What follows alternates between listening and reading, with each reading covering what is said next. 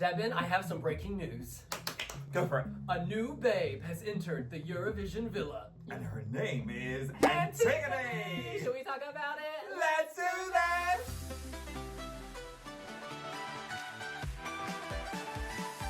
This is so exciting. I want to rewind.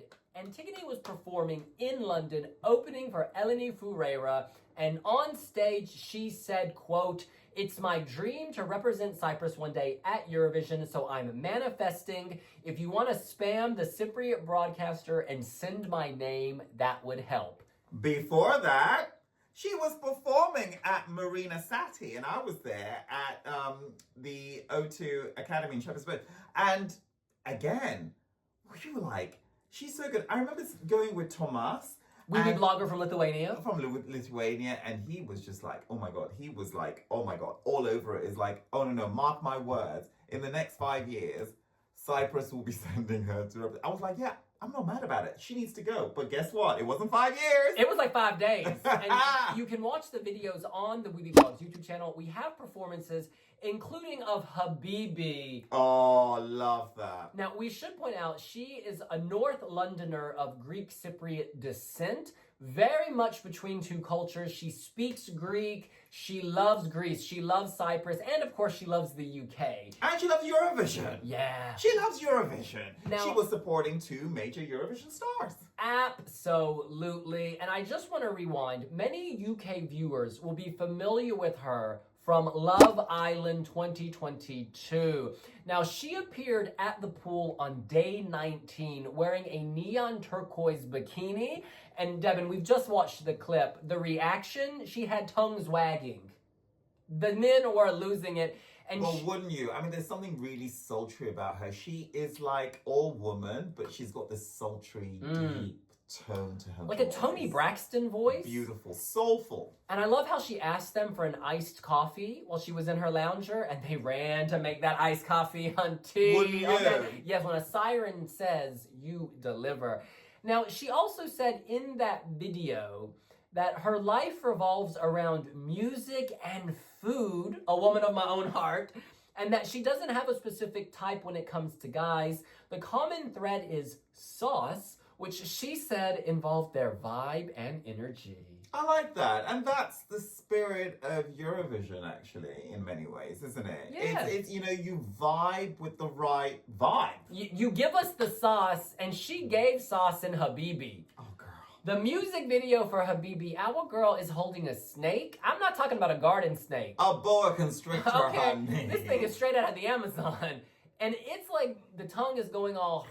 And she's just doing her thing, you know? She's doing her thing. Consistently doing her thing. She's not distracted by the snake's movement. You know, the snake is an accessory, doesn't overpower her. Yeah, you know what? If there was a stage invader, she would just keep on slaying, you know? If you can handle a boa constrictor, you can handle Suri's 2018 stage invader. I love her. I love her. And you know, another thing, yes, she may be on Love Island and everything, and you can, you know, people have their own People bring opinion. stereotypes and biases and But prejudice. ultimately, you know what? She dropped a music video and she said, you can have him. She's not here for the man. Oh! She's Yes. here for her own goals, her aspirations, her 100. objectives, and her deliverables. What was that song? The one about the man? You can have him. You can have him. The lyric is something like, you know, I'm not saying I'm upset. I might cry myself to sleep. But if he's with you, then he ain't right for me. Have him. It's very much Tony Robbins. Let them. Yeah. Let them. Let them eat I'm sorry, cake. Mel Robbins. Mel Robbins, not Tony Robbins. Yeah. Let them. She was ahead of the curve with that one. But I want to go back to Habibi, because that dance break in Habibi is Eurovision ready. Completely. And also, it's organic, right? Because the Mediterranean has so many cultures. You know, Greece is really lucky. And that when you have a coastline, you have so many different influences. You have all that history. She can break it down Mediterranean style, and that can draw in many different influences.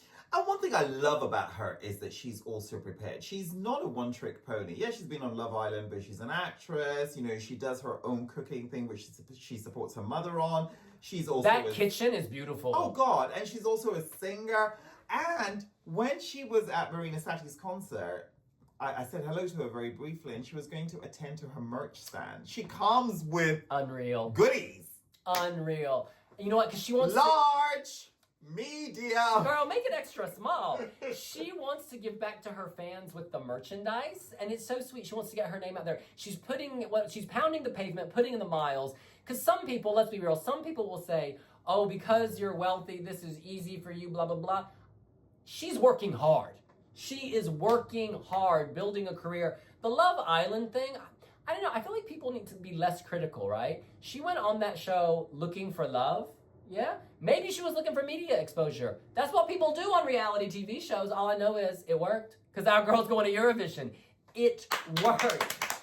Because, that's how you manifest. You say, I'm going to do what I need to do to get what I want. And that's what she's done. She wants to go to Eurovision. So she's like, how can I do this? I can go on Love Island, get some exposure. It's like, it's all part of the entertainment game. And, what's the phrase?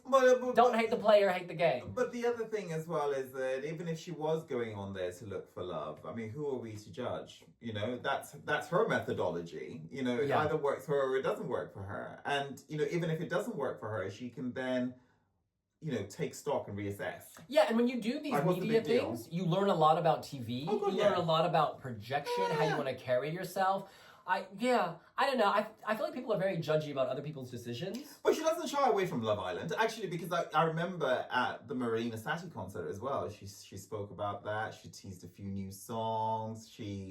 And her songs are really good, and she has a really good voice, and she's very stage aware. She connects with her audience. She can do that on a floating mattress in the water. Watch the video for Sleeping Alone, honey. That is alone. This ain't Love Island. She was alone. And yet she's with you the whole time. And that song had a very Greek element to it. Very Cypriot, right? The instrument, the passion, the love. It just felt of a place. And I have to say this, feminine energy I respond very positively to, but I think that what she does is she straddles that feminine energy, right? She looks all woman, but at the same time, she's not pushing. She's not Nina Badrick with that feminist, which is like nobody gets, right? So she is like, she's pulling you in. She's pulling you in, She's heterosexual, but she'd also appeal to gay people. She'd also appeal to the jury. They would want to be that woman. Yeah, she'd appeal to the televote. She's got a very folk sound, but at the same time, it's pop. Then she's got a dance break in between it. I think she's really clever.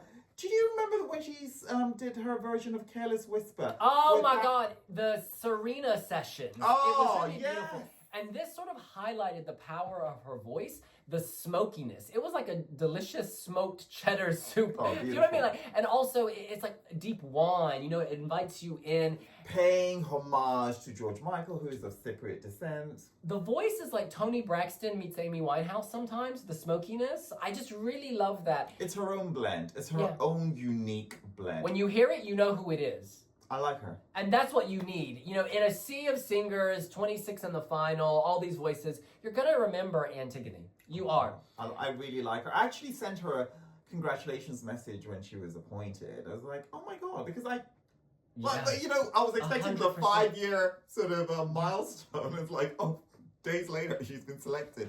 And, she's just very humble and full of gratitude and full of excitement. She's excited.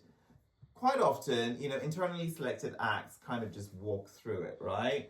But there's an excitement, there's a passion. She really wants to do it. And she's bubbly, energetic, full of love, and her mama can cook. Her mama can cook. So maybe on this tour, when she goes around Europe, she'll be bringing some delicious and you love food, Greek honey. Food, I love Greek food. Yeah, I absolutely really love Greek food. Love Greek food. And her mama can cook. Osabuco, honey. And her mother did the sugar-free summer diet and the eat more to lose plans on Good Morning Britain. So what I'm trying to get at here is that Antigony has grown up in a household where people are aware of cameras. They're aware of audiences. And I think that will come through in her performance. And she loves food. She didn't shy away from saying that. Doesn't shy away. Because you know what? Her two passions? Music and food. Yeah. Hey, give us a song about food, girl. Now, I want to read some comments from the Wiwibloggs website. This is Oop. Oop says, Cyprus doesn't seem to trust a single Cypriot representing them. She's Cypriot she's descent. of Greek Cypriot descent. And you know what? We need to remember that Cyprus has a huge diaspora, right? Like, last night I was at the Vietnam International Awards, and we were celebrating the Vietnamese diaspora. Like, I make no difference between, you being Vietnamese if you're from the US, Canada, Vietnam, whatever. Do you know what I mean? People, I don't know. I think it's... And also, I mean, you know, Stephania is a, you know, Australian Cypriot. Yeah. Then they've had, what's the name of Andrew? Not Stephania, Cilia, honey. Cilia, sorry. Cilia. But Greek Dutch for Greece. Yeah, yeah. And Stephania. But also, Yeah. actually. Yeah. Cilia, I meant. And what's the name of that, something Andrew? Andrew Lambrou. Andrew Lambrou. Australian. Australian? Yeah. Yeah. All I know is this. She speaks Greek. She's deeply involved in Greek culture. Like, look at the food. Her mother does Greek TV shows on cooking. She has a Greek name. Yeah, it's like, I don't know. I just feel like... She has a Greek name. People should expand their notion of what it means to be of a place. And stop judging people's kind of connections. I'm So Fab writes, she looks like a typical British participant in a reality TV show, but it's unfair to judge someone by 2 photos. Well, indeed.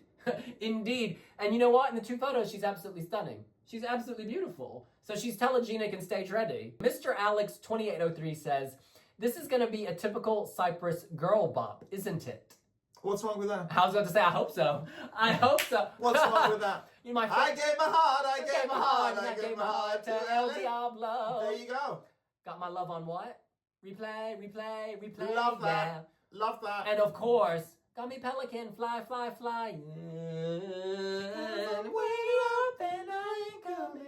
You know what? The fact that Marina Sati and Eleni Foureira were like, girl, we need you to open for us. She's got the kiss of approval, the seal of approval. And she did not disappoint. Can I just point that out? She did not disappoint. That was an opening act that you wanted to keep your bums glued on the seats. I sat through her whole set. I loved it. I was engaged by it. And she was also supporting the star acts when they were on stage doing their thing. I remember she came with the whole party to the dress circle and she was cheering from the sides. I like her energy. I like her vibe. I like her commitment. I like her focus. I like her manifestation. Yes. The fact that she was so transparent on stage, she's like, look, it's not a done deal. I really want it. Help me. Oh, this is a nice comment. Dennis says, well, I guess we know who the UK will send their 12 points to. And Greece. Yeah, from Tautumetis for the UK. They are throwing their love to Antigony. But you know, why not? I kind of like these crossovers when they work. Like when you know someone from one realm, this case Love Island, and you get to see them in a different realm doing what they really love. It's just really nice. It's a nice journey. But also you can pull from different markets. So like I didn't know her from Love Island. I just knew her as a support act for Marina Sati. It was Marina Sati I came to see. I didn't know of her. I'd heard of the name, but because she's popular culture, right? But I didn't know of her work. So it was nice to sit down and be like, oh my God, 2 for the price of 1. I'm getting a really good concert here. I was really pleased by that. Now, I want us to go back and forth and talk about the type of song or staging we would like. And I'm not going to lie, I'm going to be very direct. The vibe of Habibi, which had a dance break, a very good dance break, which showcased her voice in the opening. You know, that deep segment where she can really show up. And her choreographic abilities. Yeah, because she can dance and she can sing. A song like that, I would love that. I would love that. She can do ballads, no doubt. She can do that. But I think for Eurovision, Eurovision's been stressful in recent times, and I would love some fun. And I think this song, Habibi, suggests she can give us culture, fun, and voice all in one. I agree. I also would like to, I feel like she's a woman of many strengths, and I feel like at the very least she should co-write one of her songs. So the song that's being considered for Eurovision, I would like her to have more of an input beyond just singing it. Okay. I want her to author some of it and perhaps tweak the arrangement to suit her style. I love the fact that her voice just has texture and has body. And I feel with a voice like that, it's not paper thin, it's rounded. I'm just really excited. And I'm actually glad, a lot of people see William and I, we share the same brain. Actually, we have very different tastes. We have very different tastes, but this is one of those rare occasions where we are in agreement. Yeah, and that Venn diagram is really coming into one. It's almost a circle. Yeah, and I like that. I really like that. Because, I'm not going to lie, there are a lot of singers who've been on reality shows in the past, and I've not been impressed with their crossover. This could work. This could absolutely work. This will work. And what I love the most about CYBC is that they're very invested in their acts. You know, Mm. quite often they are the delegation that are really supporting Hustling, their act. yeah. And you know, they take risks, because I remember when they were pulling out the producers' running order, they were like, you know, we're happy to go first. Yeah, let's do it. Let's do it. You know, Yeah, like, you know, fine. we're not attempting to shoe into the grand final because of some kind of running order thing. We're confident in our act, and you know. And you know what was interesting? In the most recent Eurovision, the staging for my doppelganger, Theo Evan, that was very daring, very risky. In the end, it didn't work, but I'm so glad they did it, because it shows you their commitment to artistic vision, right? People always criticize Cyprus for the girl bop. A, who doesn't love a girl bop? Like, give me more. But B, they do take risks. You cannot tell me Theo Evan did not take a risk with that. It blows my mind how that didn't advance, though, because I thought it was excellent. I thought it was really good. I think the tone, the pitch, the register is what I mean. The register of that song to some ears, people don't like it. It's kind of like, you know how dogs can hear really high-pitched sounds and it irritates them? I think some people, their ears don't like that timbre of music, like that range. It's that register. Those that haven't liked it have complained that it was just an assault visually, like it was just too busy, it was too complicated, because it was a construction site, wasn't it? But Yeah, it was cool.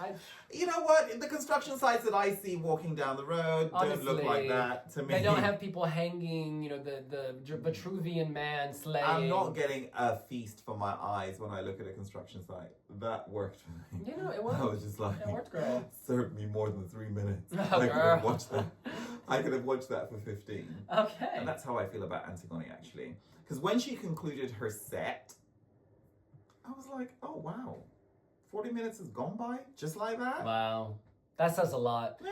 That says a lot, and we have said a lot, so we're going to wrap this up. That's what we think. What do you think? And I like the fact that she lives in London as well, because it Absolutely. means that when Eurovision, you know, when we start uniting by music, I don't have to travel to Vienna to do my interview. Absolutely, Hunty. And that means we can't reveal anything yet, but things we have planned this year, we can invite our girl. We can invite our girl. In any case, that's what we think. What do you think? Would you be stranded on Love Island with Antigony? Do you think she will feel the love as she crosses over to Eurovision? Let us know here on Wiwibloggs. Is Antigony on Pinterest? I know she has a huge Girl. following on Instagram. She's her own mood board. She does not need Pinterest, okay? She doesn't need Pinterest. But please follow Wiwibloggs on Pinterest, and we will see you later. Bye.